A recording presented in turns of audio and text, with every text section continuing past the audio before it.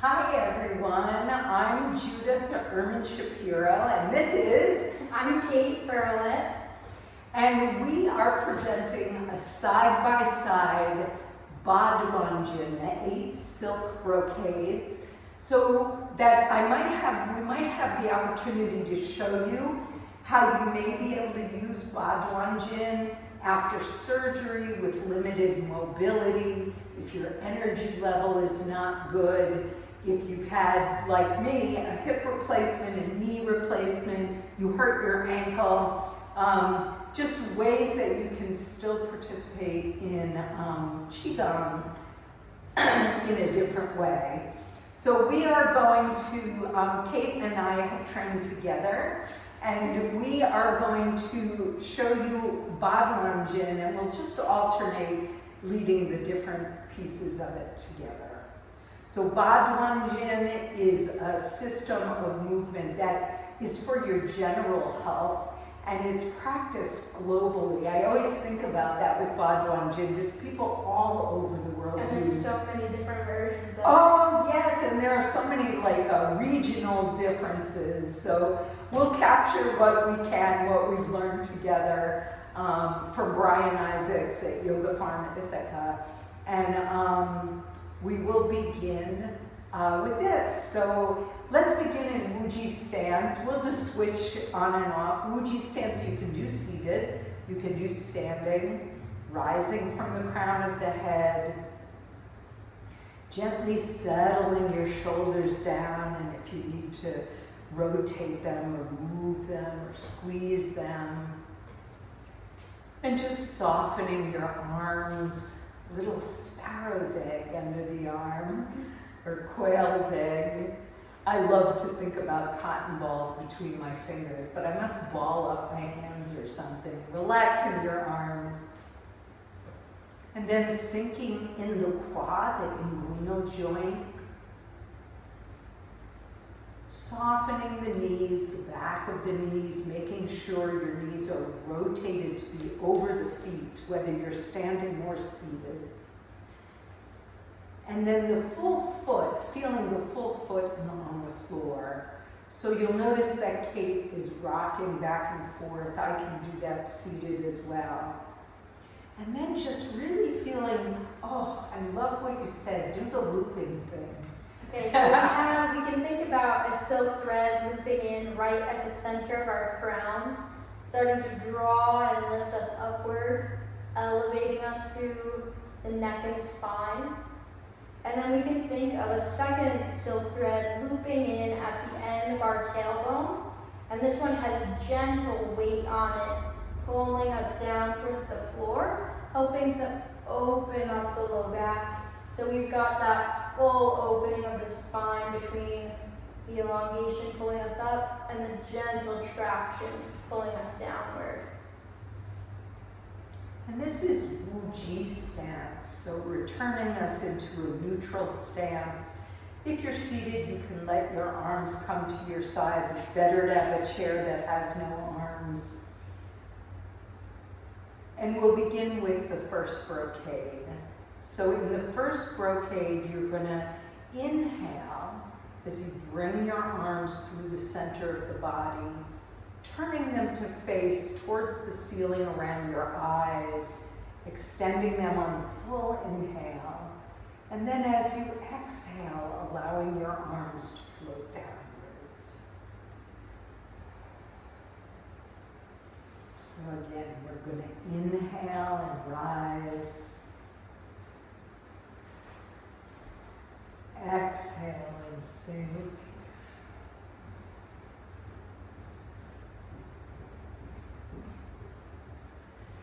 Feeling the triple burner, inhale and rising. And exhale and sinking. Feel free to add anything as we go. If you're standing, you can also find a gentle pulsing through the knees and the legs. So as we start to breathe the hands up the center line, we press through the feet to stand just a little bit taller. And then as the hands start to come down the sides, sinking down through the knees. So even if you're seated, feeling the rising from the crown of the head, the rising of the body as the sit bones sink underneath you. And let's do 2 more just like this. So in the first brocade, we're really warming up our sinews and tendons. It's known as a pattern that helps to equalize or neutralize our temperature within the body. And last time, to also just help all the structures in the body communicate with one another. And then we can move into our second movement, which is known as drawing the bow to shoot the hawk. If we're standing, we can really get that weight shift from side to side. And if we're seated, we can just have a gentle rocking from side to side, or we can stay centered in the movement, whatever feels most comfortable. But we'll start off by shifting the weight into one leg, posting through that side, so bending a little bit through that knee so we're fully rooted. We'll extend the hands out to the sides, and then the light side, we're gonna scoop in towards the center. That hand is gonna come out in front. We'll step the foot out, and then draw the bow as we sink into our stance. And we can look over towards what I call our arrow hand. And then we'll extend out to the opposite side, shift the weight, posting into that leg. The light leg comes into the center. That hand comes in front. We step out and sink as we draw the bow. And we can just start to find our breath here. I like to breathe in as we scoop to the center, and then breathe out as we sink into that stance. So breathing in and out.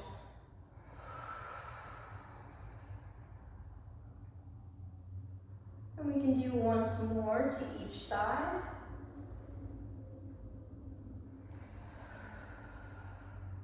I like to think during the archer about, sometimes they call it the archer, about focusing through the L, through the arrow, mental clarity, emotional focus, and of the liver. So in our third brocade, we're going to move through the stomach and spleen, creating space in our teacupping movement. So what we're going to do here is scoop one hand towards the other as the other presses down.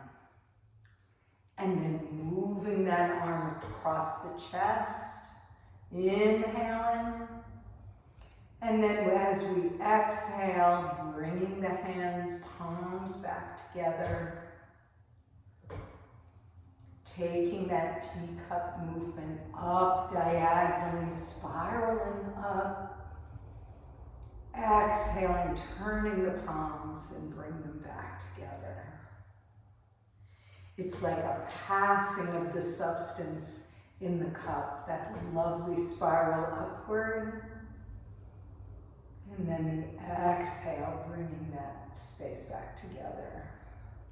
So I literally think about carving out space in the torso, making space for digestion, processing.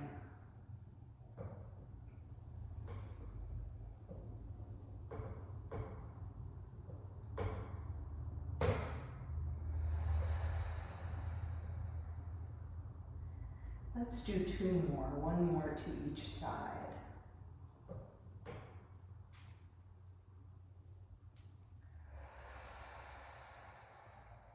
You can also find a gentle rocking through the ribs to help make space for that shoulder to come up and around as we press the teacup overhead.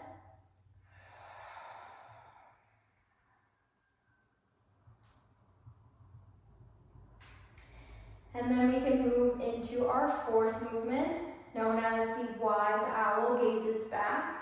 So we'll start off with our hands in this gentle downward pressing position right in front of the hips.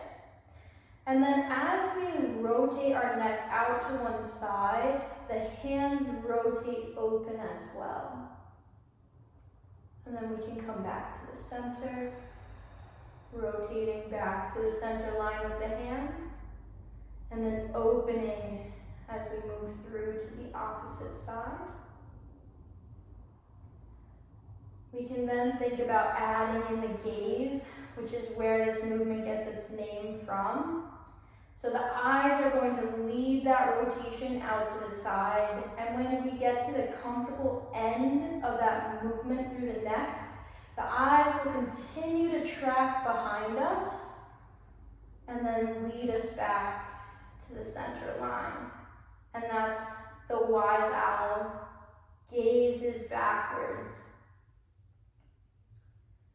We can also think about our breath, breathing out as we come back to center, breathing in as we expand and rotate outward.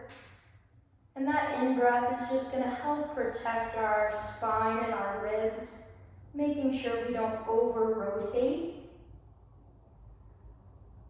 And then lastly, we can find that gentle rising and sinking through the movement, whether we're seated, so it's through the top of the head and the tailbone, or if we're standing and it's through the top of the head as we rotate out, standing tall, and then sinking through the knees as we come back to center. We'll take that movement once more on each side.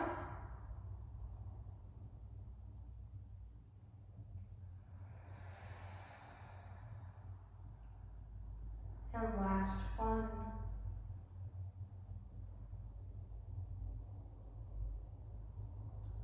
Coming back to center.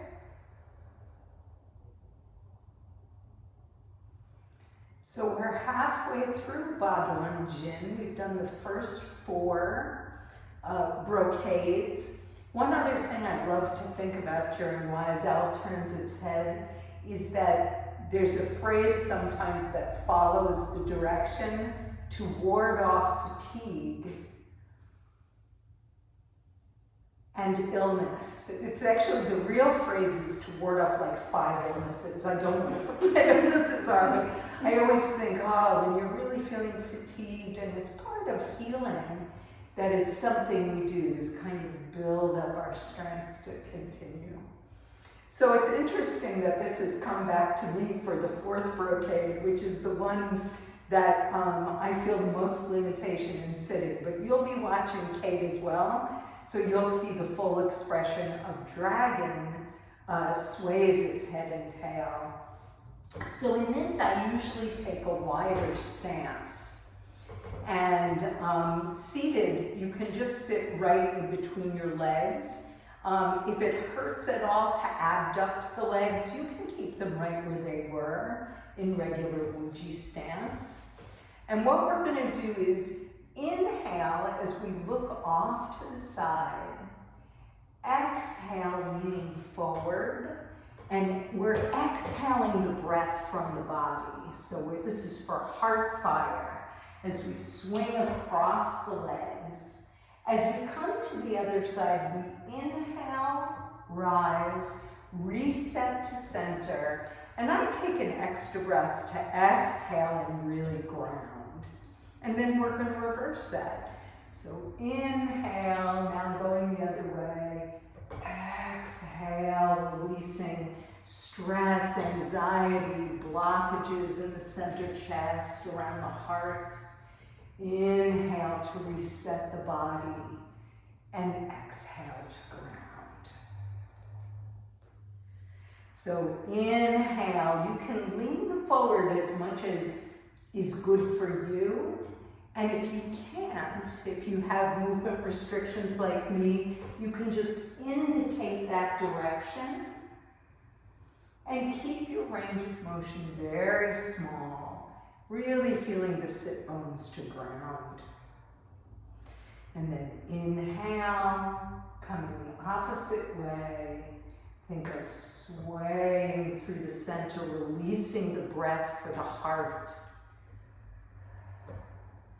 Inhale to recover and exhale to ground. So I'm going to turn it over to Kate to see if there are any standing directions she might want to include.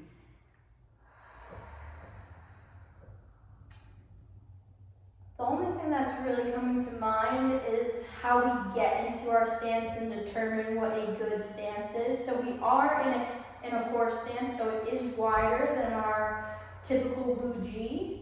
But we only want to sink down into that stance as low as we can maintain an upright spine. As soon as we start to lean forward, that means we're in too deep of a stance, so we'll want to come back up. And then also, as we start that rotation and then we hinge at the hips, we want to think about pressing the hips back to keep the spine nice and straight. We want to avoid what I call the fishing pole position, because it looks like you just caught a fish on a hook. But that's to make sure that we're protecting the back and especially the low spine through the entire range of motion. I also have a slightly different breathing pattern, but you can always just let the breath be natural if either one of these patterns don't work for you. So I tend to breathe in as I stand. I breathe out as I rotate and hinge forward. I breathe in as I sweep across the body. And then I breathe out like I'm pushing myself away from the floor as I come up to stand. I breathe in as I rotate to the center line, and then out as I sit. And that's just what makes sense in my body, but it doesn't have to make sense in yours. So however you can breathe comfortably through this range of motion is fantastic.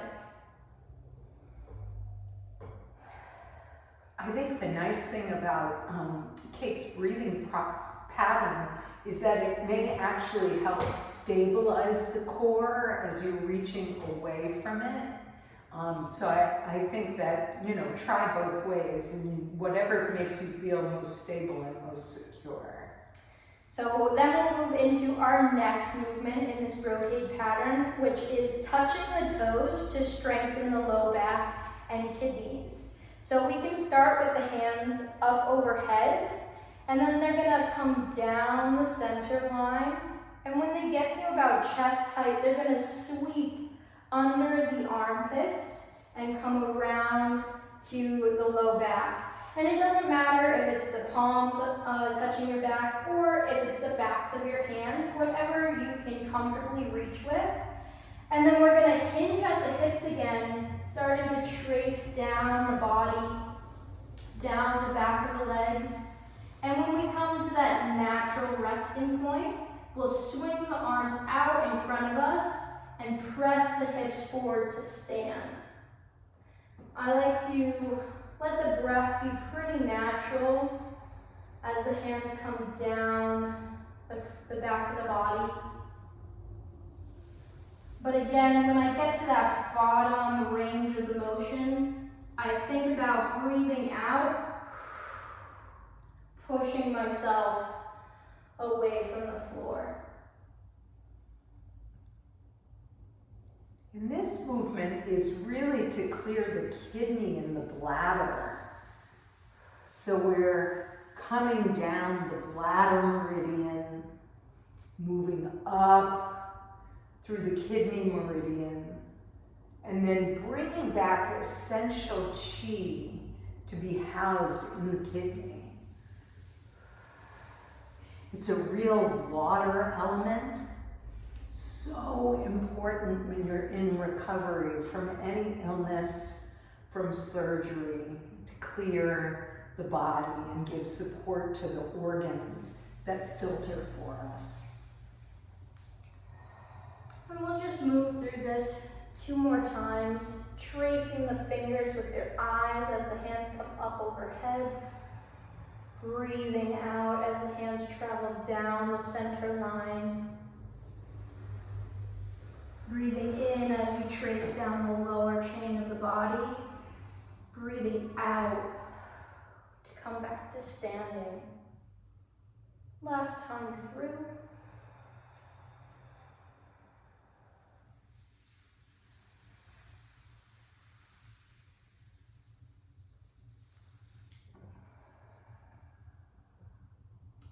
And then the hands can come back down to the center and rest at your sides.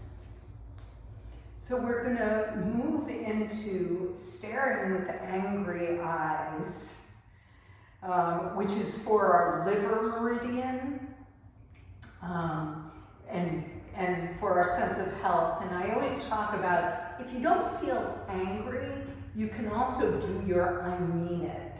So it's with great intentionality. What happens is when the liver gets irritated, we feel irritable, we feel anger. And there's also just this sense of strength. It's funny, my mind went to the word grace, but it's strength, strength. So here's what we're gonna do with this, is we're gonna very gently fist our hands. Not a tight fist, but very gently. And then as we exhale, we're going to drill that fist forward.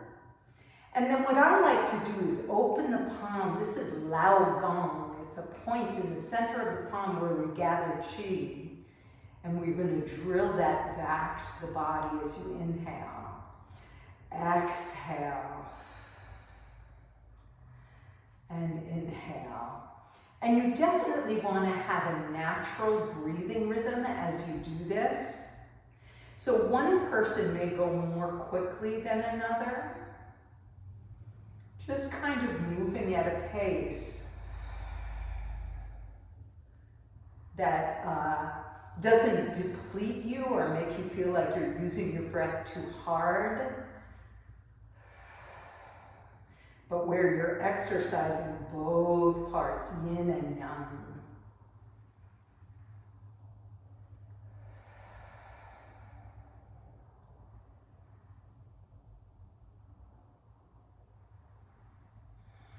There's a sense of focusing the eyes when you move along the liver meridian.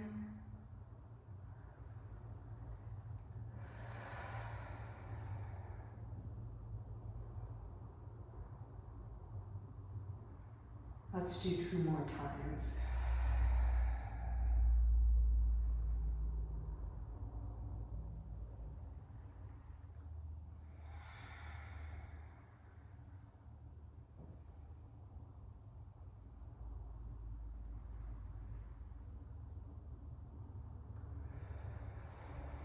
And then we move into our final movement of this set, known as bouncing on the toes. And this is to help descend all of the chi from our practice, to make sure that it's not caught up in our upper jiaos or dantians, and to make sure that we're feeling energized but not overactive. So we can think about breathing in and drawing up onto the tiptoes, and then crashing down onto the heels. And there's actually 2 different ways to play this. So this is the slower way to play it, where we're coming all the way up and then crashing down. The second way to play it is a more continuous way, where we only come up about halfway as high, and then we bounce continuously. And when you drop down through the heels, it sends this reverberation through the body. And we can use the concept of ting to feel into the body, find that reverberation, and continue it, almost like a bell ringing. And each time that we move through the heels, that chi descends a little bit more. And I like to start typically quickly with the slow one and then finish with the more continuous version. But you can do it the opposite way, or you can just focus on one. Whichever modality kind of melds with you is what makes the best sense. So we'll draw up about 2 more times, and then we'll come to rest. And this is where we can really feel that reverberation that continues out through the body, even in this moment of stillness. We can bring our breath back to our dantian, thinking about expanding as we breathe in, relaxing as we breathe out, and just letting the practice consolidate within us. And if you've had any hip surgery, knee surgery, ankle surgery, you don't have to bounce in the lower body at all. You can kind of bring it from your arms up and down, or you can very gently move through your heels and toe. The idea is just to bring the energy back down to dantian. So we can finish by pouring the cream on top, just 3 easy times. In fact, you could move right to this if it produces any distress for you to do the 8th brocade. Just gathering up the benefits of your practice. Health and wellness. Bringing back down to dantian to store. One more big time.